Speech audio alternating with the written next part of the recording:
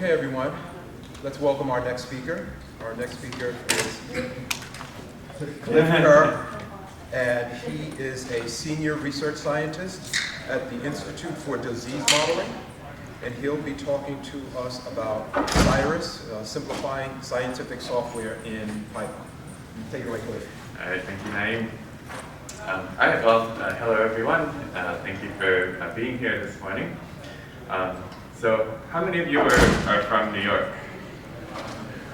And how many of you traveled out of state? Probably the rest of you just checking your working.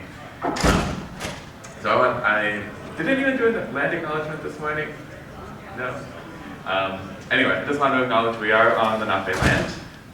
So all of us, even those of us who are from New York, are still visitors on this land. So I just wanted to, acknowledge the ancestral owners of this land. And if you want to learn some of the NumPy words, there's a link in the slides to do that. If you do want to follow along or click on anything, the link is PyData2023.sciris.org. Okay, so just a brief bio. I started out life as a neuroscientist and a physicist, so I did things like trying to teach robots to pick up balls. And this is was neural network modeling, but very different than what we now think of as neural network modeling. This is like modeling actual neurons and trying to get them to learn in biologically realistic ways. Since I did that work, of course, neural networks have become extremely popular, and non-biological learning rules have proven to be very successful. But maybe at some point biological ones will come back. But about halfway through my neuroscience career, I got interested in epidemiology as well. And so I started working on public health. So we were working on a number of different diseases, mainly HIV, and we were working with a lot of countries around the world trying to help governments plan their HIV responses. So how much testing should you do? How much treatment should you do? So we would build mathematical models, put in all of the data that we had available, and then we would use that to determine what the optimal way of allocating limited resources were. And when I say data, probably a lot of you are familiar with machine learning and AI and stuff like that. So you're thinking megabytes, gigabytes, terabytes. If there's one survey every 5 years, and so you have 3 data points, that was amazing. We loved it when we had that much data. 1 data point, that was a little hard to fit a trend line to, but 3 data points, amazing. So very different scale than what you usually think of when you think of as data. I wanted to give a very sort of brief overview of some questions about Sciris. So how many of you would identify as scientists? A couple people. How many of you identify as engineers? How many of you don't identify as either? A few people, okay. So Sciris is intended primarily for scientific workflow, and I'll talk a bit more about what I see as the differences between a scientific workflow and an engineering workflow.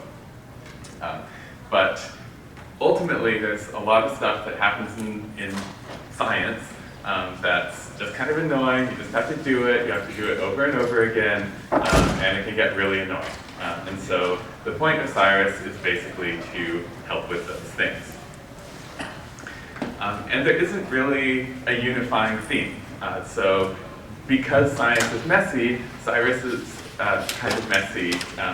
Because science is messy, Sciris is messy as well. There are all these things in terms of loading data and looking for numbers in arrays and plotting and so forth. And it's just, there's a lot to do. And so the idea of Sciris is to make each of those things a little simpler. But because of this, there's no learning curve. So the whole Sciris package is pretty big, but each part of it is completely independent. You can use Sciris to do your parallelization, and if you're doing plotting in Seaborn, you're 100% welcome to keep using Seaborn for everything. There's no ecosystem that you're either in or out. You can just use it as a drop-in replacement anywhere you need it. And so what I'm trying to say is there isn't really a killer feature, but if I had to pick one. My personal favorite is this thing called an Object, which is for an object dictionary. And basically the idea is it gives you the best of all worlds between a Python dictionary, a Python object, a data frame-like thing, arrays, like you name it. If you can think it, it can do it. Not quite, but we'll get to that in a minute. So the outline for the talk, I'll talk about the motivation we had for developing Sciris, some of the design principles behind it, a couple of vignettes illustrating how it's been used in the real world, quick summary of like pros and cons, and then if we have time, I'll go through a quick demo. So, as I said before, scientists usually are not the same as engineers. They have different ways of thinking, they have different ways of doing things. Engineers want the same answer every single time. They want systems that are really robust. They don't care if it takes a little longer to code up the first time as long as it always works. Scientists aren't like that at all. Often with science, we spend like 3 years collecting your 3 data points or something like that at great expense and personal trauma. Don't worry, I have a therapist, so it's okay. And then what you do then is you just write a ton of like these really crappy scripts to like plot your data, analyze this. It's like, I think that's an outlier, but I'm not sure. Let me try deleting it and then like rerun my analysis and see what happens. So it's a very different kind of mindset than engineering, where you have like input, something reproducible, output. Yes, we do want science to be reproducible, but it tends to be a much messier process, much more of a sausage factory than a car factory. And a lot of scientists don't understand the code they use. I want to give a little anecdote here, which is I have a colleague who I noticed he's an R programmer, and he was trying to use Python, and I noticed like his daily commits like increased by a factor of 10. Like it was just insane. And I also noticed that they weren't making any sense. And so I said like, hey, what do you like? What happened? It's like you're writing so much more code now. And he's like, dude, I have to tell you, there's this thing called ChatGPT. It's amazing. You just ask it anything and it will give you code.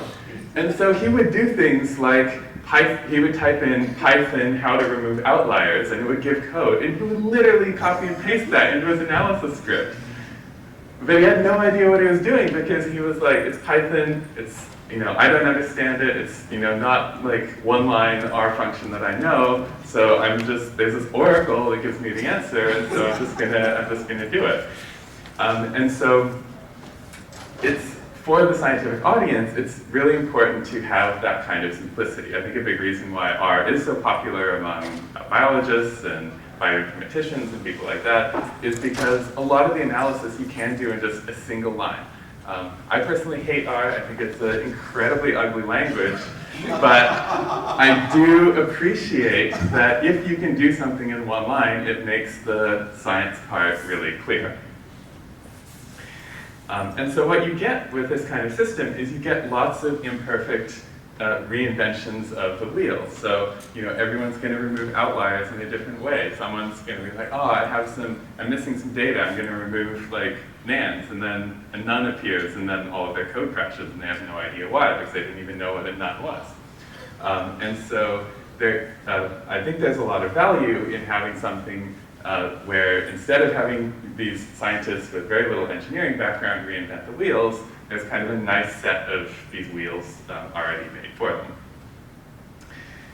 And the other thing is, even though, yes, nuclear power plants were originally invented by scientists, they're not built by scientists, they're built by engineers. And so this is another key difference between science and engineering, which is that, if there's a mistake in your code and you're a scientist, then, figure 6 of your paper in the International Journal of, whatever, is going to look slightly weird, and probably no one will ever read that paper, and it's not a big deal. If you're an engineer and do that, if you're working on Google infrastructure and, you make a typo, then Gmail goes down and you have 5 billion people mad at you. So it's just a different scope, it's a different mindset. So a few of the Sciris design principles. So one is to have simple interfaces. So for example, if you want to parallelize something, again, it's a single line. Now, as I saw from the raise of hands, most of you are engineers, so you're probably looking at this thing and it's like, well, that's totally simple with concurrent.futures.process executor as executor out equals executor.map.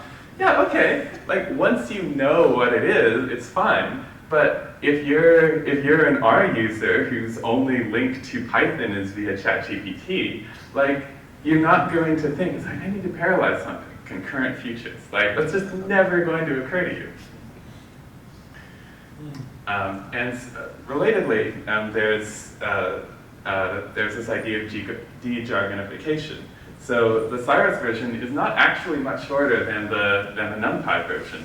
But again, remember what I said about about just having correctly invented wheels. So there's actually a typo in this that I didn't even notice until after I had made the slide. Can anyone see what it is? It works, but it's could cause problems. Works on an array, down data val array. So data is an array, val is a value.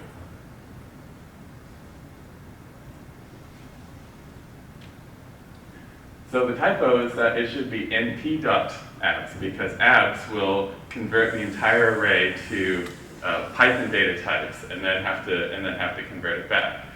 So this can, if you have a really big array, this can be like 10 times slower or even more. But then when I tried to fix this, I was like, oh, NumPy arrays have a .abs method, right? Like surely they do. No, they don't. Damn it. So even for something as simple as this, and then this is on me, I can't blame NumPy or anything for it, but when I originally did this, I did argsort data minus val. I was like, this doesn't look right. Why does this not look right? Oh yeah, that's right. That's not what nearest means. So again, another idea is in terms of exception control. So Python is, and rightfully so, very insistent that if anything goes wrong, it's going to just barf immediately. It's like, you encountered an exception, just stop. And even in handling exceptions, there's no way to handle an exception in one line. You need 4 lines at minimum. Try, thing, except, pass. There's no, it's not like, if, and, you don't have to do if, blah, and then else, pass. But Python makes you be really explicit about, are you absolutely sure you want to catch this exception? And that's the right decision for Python, but if you're a scientist, then sometimes you know that your data is crap and things are going to crash. And so Sciris gives you a way to be a little more flexible in terms of handling those exceptions. And lastly, despite all the limitations of science, it is important that it is reproducible. So by default, most Sciris objects, when you save them, or if you use the Sciris function to save, it will store the versions and Git info, if you're working in a Git repository and so forth, in the object itself. So here's what I would consider kind of typical scientific script. So let's just define this random wave generator. So it's pretty simple. We just make a sine wave, add a little bit of noise to it, nothing too complicated. So this is how so let's say we want to save this data we've generated and then plot it as a 3D kind of thing. So we have to import a few helper libraries because Python doesn't do a lot on its own. So let's start timing. Let's see how long these simulations take to run. Let's run it in parallel. And now let's save the data we've calculated to files. This is a little messy because we want to zip them so they're smaller, but but then we want to save them as a pickle. Of course, in this example, we could just save it as a data frame or CSV or something. But I'll show other examples where that wouldn't work. So now let's load the file. We have to undo everything we did, loading the zip file and then the pickle. And now let's plot just a bunch of code in order to make a plot. And then let's see how long it took. And then, yay, we get a plot at the end. So it's not too bad. You probably look at this code and it's like, oh, it's nothing. I write like 10,000 lines of code a day. Like, this isn't a problem. But with Sciris, it looks like this. So you actually get a 75% less code in order to get exactly the same result. And the important thing here is it is exactly the same result. Like, a lot of Sciris functions are, pretty simple wrappers on NumPy and matplotlib functions. But it's just there are a lot of common tasks like timing things, saving data, plotting. So Sciris will simplify those kinds of things. So if we go back here, we can see that for timing, there's just there's a timer, and you can use it very simply just as like start-stop, but you can also like do math on it. You can do multiple timers. You can use it as a context block and things like that. For parallelization, again, it's all built in, and we'll do another example where it saves you even more time. If you want to save something, you can just do .save. So that's really nice. Again, this is not assuming that you have to like make a hardened system for billions of users, but you just want to save some random numbers. Security is not really an issue for that. And same with loading. And then like I don't know why when you try to like plot something in 3D with NumPy you have to be so explicit about every single thing. It's like, if I don't specify X and Y, I probably just want it to be a range. So just give me that range. So the second example I want to give is a real world example. So as I mentioned, I'm an epidemiologist, and I happened to make the switch fully into epidemiology just a few months before COVID started. So when it did start, I started building this model called COVASIM. So we built it with a large team of about 50 people, some engineers, but mostly scientists and public health officials. And in contrast to most of the other COVID models that were around, it was both open source and in pure Python. And so the other thing about scientists compared to engineers is we're really slow. It's like, hey, can you build this thing? It's like, yeah, I need 5 years. And of course, COVID wasn't going to wait for us to do that. So a model development process that would normally take a few years, we basically had to do in days. So we started seriously working on this model in like the first week of March, and then by the 12th of March, the governor of Washington State was using the projections to decide what to do for the 5 million people who live there. So that's a lot of pressure. That's getting uncomfortably close to the nuclear power plant example.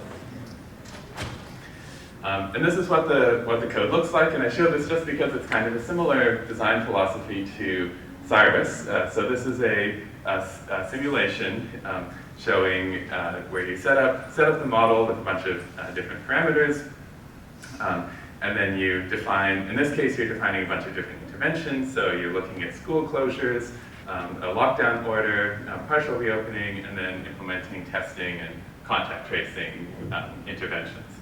And the model will predict what will happen to your trends in this simulated population of 200,000 agents.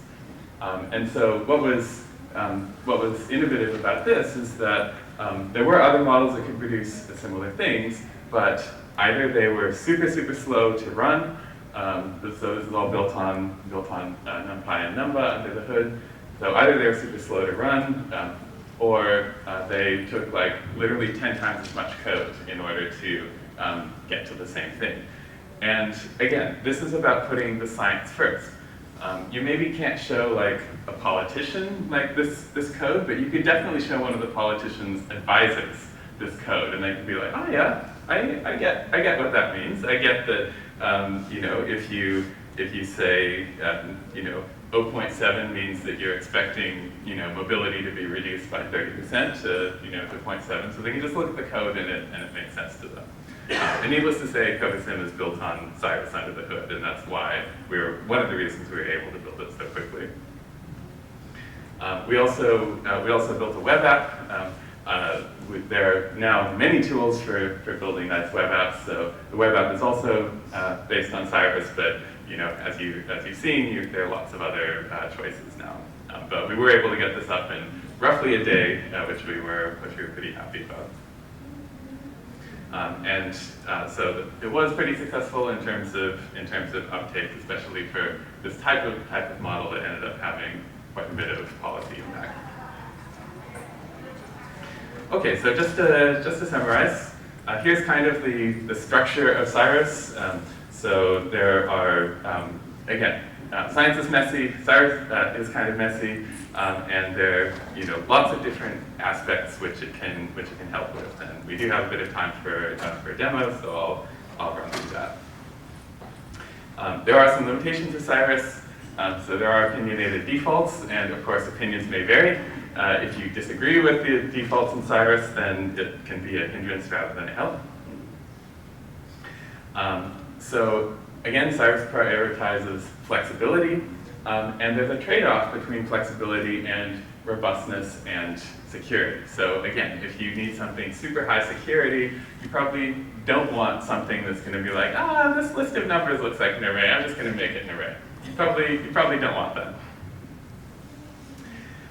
And related to that, it is suitable for most scientific projects where the stack is very limited. Usually it's like data, analysis script, you're done.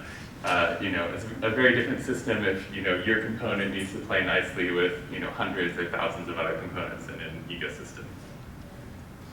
And I put this in here before I saw the show of hands and saw that so many of you are engineers. I bet a lot of you do like type hints. Who likes type hints? Damn it. All right, well, I don't like type hints. I'm like, you're using Python, it's fine. Python will figure it out. So Sciris is kind of an extension of that, even further.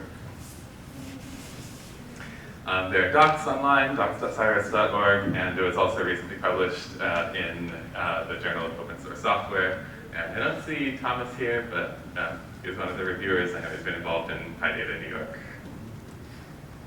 And I wanted to thank the contributors, and of course, if you want to, you can get in touch. All right, so there is a demo. I'll pause here if there are any questions. You can follow along in the demo if you want, or just watch me. I'll do it on code spaces. But if you want to, you can just go here, and I think it should be enabled by default, but if you click on code, then you should be able to go on code spaces and start up a new instance. Also, yes? So the one thing that I thought was kind of interesting to me personally is the plotting part, because like anything to minimize the lines where the plot is text. Is that something that you could use as a component on its own, right? Yeah, for sure. And I'll give some examples of that here.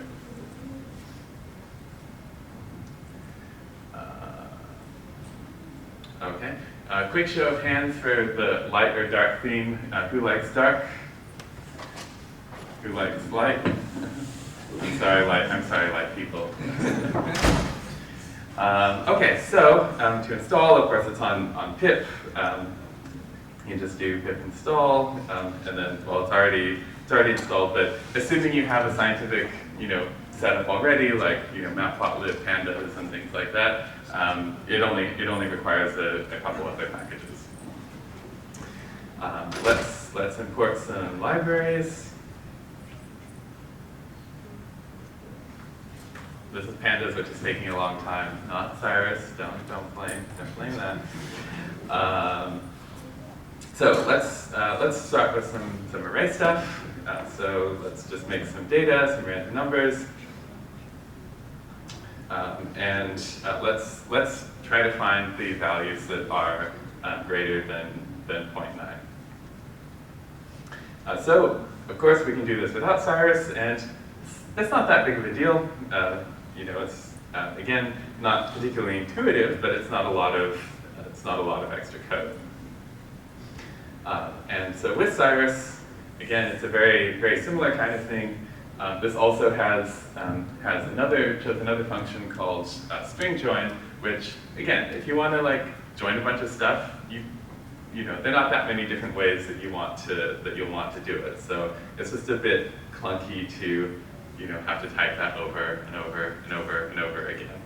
And then sometimes it's like, well, what if, you know, you're already in an F string, but then what if you want to do something with a dictionary, but then there are like these other quotes in there, and you can end up with like 6 levels of nested quotes, and it's not a lot of fun.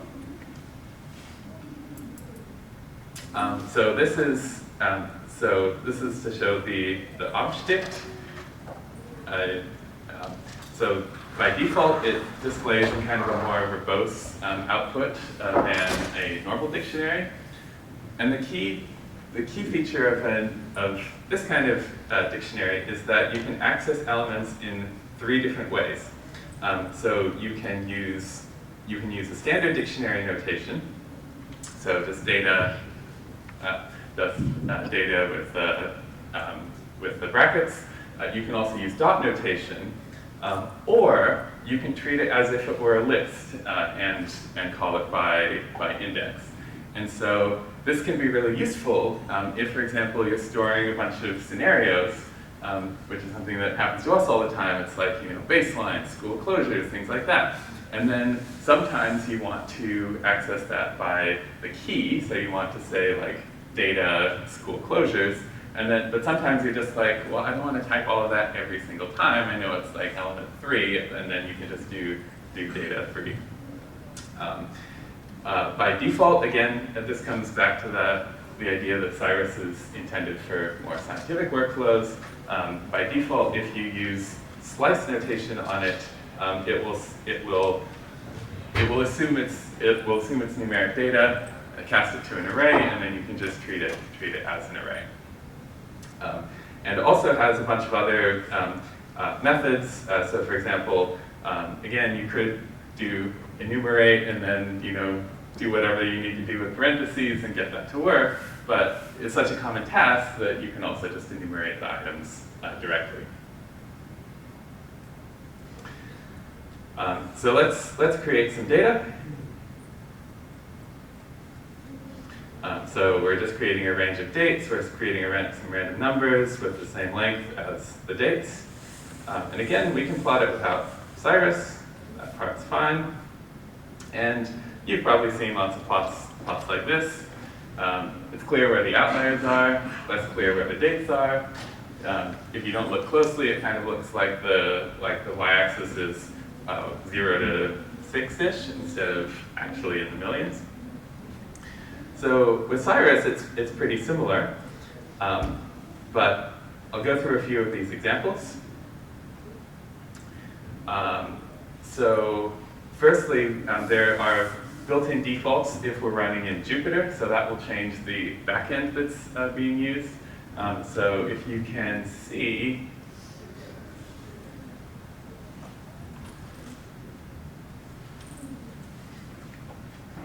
how this is much lower resolution, and then with the Sciris version, it's much higher resolution. Of course, you can do that yourself. It's just more effort. So again, we can. There's a Sciris data frame that wraps a pandas data frame and makes it a little bit more convenient to do certain tasks. And there are tutorials on each of these things. So if you want to know any more detail, you can go into that. But I think the main thing here is there's this date formatter thing. So if your axis is dates, again, I'm not quite sure why this is the default. It doesn't really seem ideal for anyone, but Sciris will give you a much more human-readable version of the date axis. You can also do other things. So commentics will, again, by default, look at your y-axis and convert it to sort of what we think of the standard numbers rather than the default. We can do box off. If any of you came from MATLAB, that's a function that you might be familiar with. And we can also just automatically choose limits for our y-axis.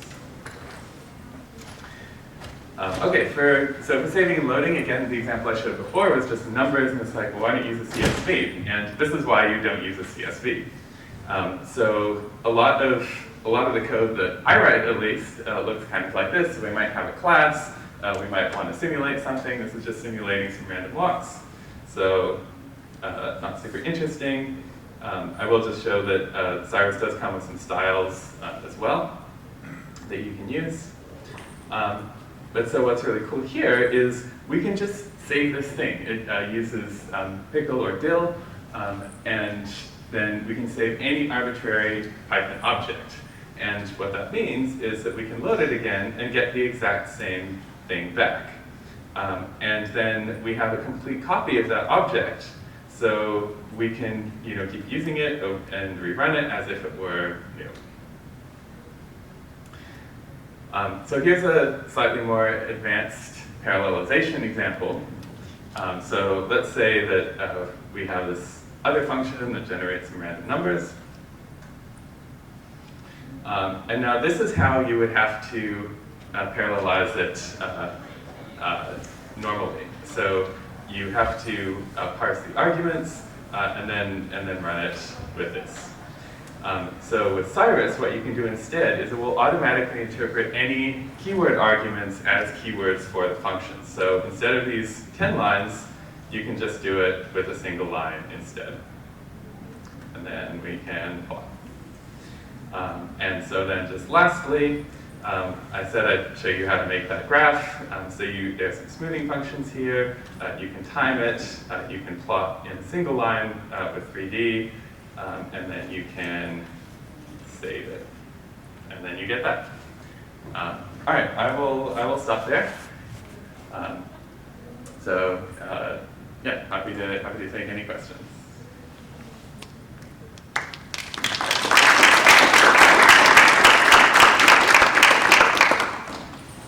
For the NumPy, does Sciris have a representation of NumPy? Is it using NumPy? Oh, so you're asking if Sciris has representation of NumPy or if it's using it directly? Yeah. So it just uses it directly. So a lot of the Sciris functions are just wrappers for the NumPy functions. So one case in which this wouldn't work is if you do want to do something like compile with torch or compile with number or something. In that case, you're better off doing that directly. But otherwise, the Sciris functions just use NumPy directly.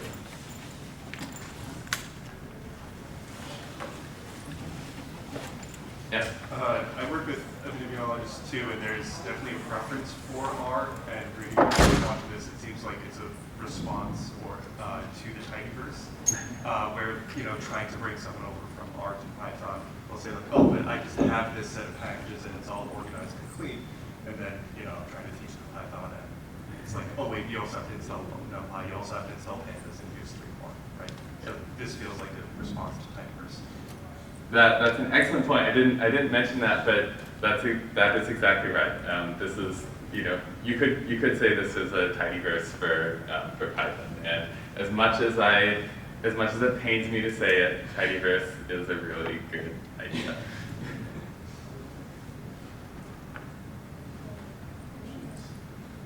Let's thank our speaker.